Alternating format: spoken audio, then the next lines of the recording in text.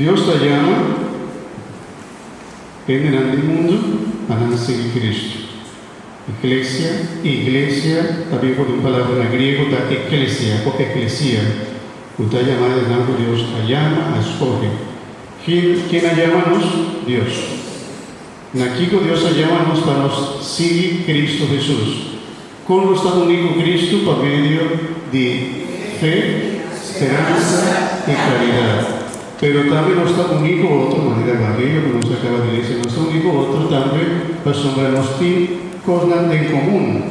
Nos tiene un fe, un credo, nos tiene nuestra queda de un Dios, nuestra alabada de un Dios, nuestra queda de salvación de Jesucristo, etc. Hace-nos de fe.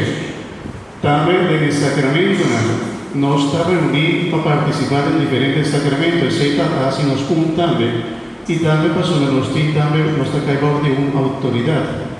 Si tiene un ente que va en contra de algún día principio aquí, está apartado sobre por la iglesia. Por ejemplo, también se tiene división en la iglesia, pero sobre la nota aceptar, es un credo, la nota aceptar el sacramento, o la nota aceptar el cabeza de nuestra iglesia, el orden con los tiempos que Dios también establece de nuestra iglesia.